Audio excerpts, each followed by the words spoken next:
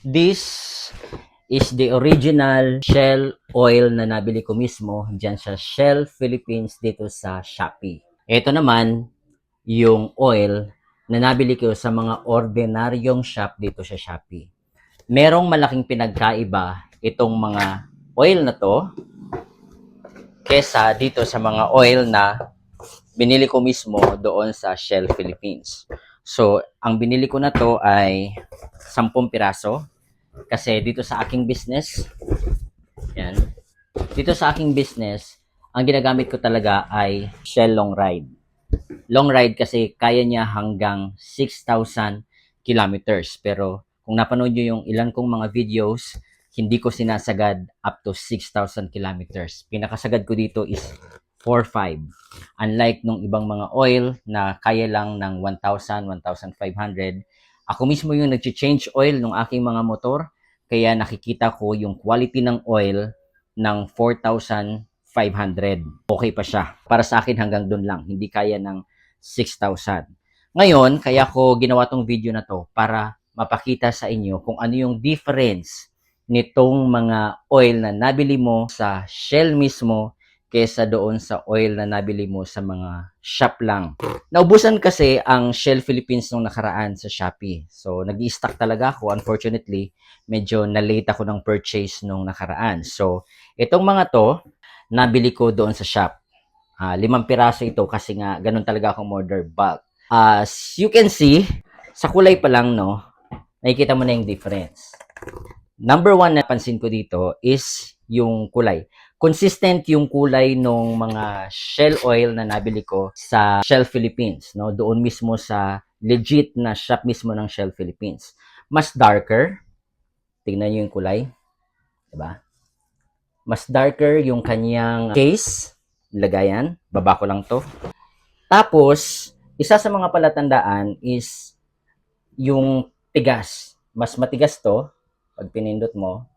Ito, mas malambot. Halos wala siyang kumakanto dito. Next na palatandaan is yung mga indication dito. Yan. There are 4. Consistent to. Ever since na bumili ako sa Shell Philippines, consistent yung kanyang lagayan na merong 4. Napansin ko naman sa ibang mga shop, 3 lang. Okay? Meron kayong makikita dito na QR code. QR code, pag tinanggal mo to may QR code. Pero itong QR code na to, hindi nababasa. Hindi siya nababasa kasi sobrang dikit-dikit niya. No? Sobrang dikit-dikit niya, ganyan siya. Hindi siya nababasa. Unlike sa Shell, so pag inopen mo yung sa Shell Philippines mismo, may naiiwan na dikit. Ayan o, may naiiwan na dikit. Tapos yung QR code niya, readable. Yan, kasi hindi siya dikit-dikit.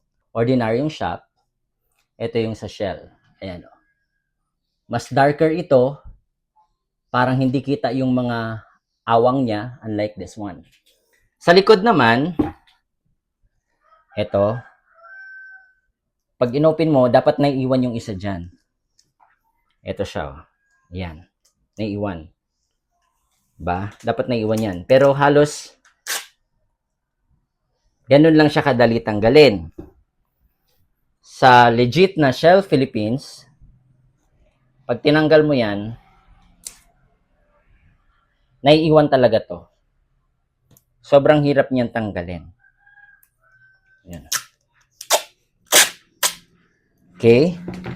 So, sa mga indication pa lang na yon, alam mo na. So, doon kayo mismo bumili sa Shell Philippines. Mapapansin mo rin yung sobrang laki ng pinagkaiba nila sa presyo.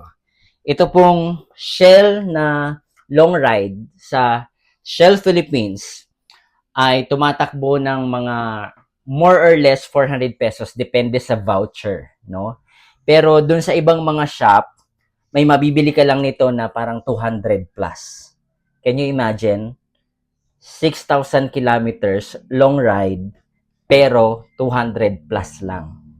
So, magtaka ka na. Kaya, ako sa inyo, para sure talaga na Shell long ride yung nabibili ninyo, ito yung mga indication, no? Yun nga, sa kulay pa lang, may pinagkaiba na mas darker po. As you can see, Mas darker yung legit para sa akin. Legit kasi sa Shell Philippines. Ito hindi. Mas matingkad ang kulay. Sa ilalim, apat yung kanyang indications dito. Ito, tatlo. Consistent din yan sa ibang shop. Tapos yung mga stickers, yung mga QR code, readable dito sa legit. Dito, hindi. Hindi readable. Okay? Tapos, sa presyo, mas mahal, mas mura. So, para po sa safety ng ating mga motorsiklo, di bali ng mahal, basta legit. So, kung i-click nyo yung link natin dyan sa baba, yan po mismo yung link papunta ng Shell Philippines. Pagka-click nyo yan, pupunta kayo sa Shell Philippines sa Shopee.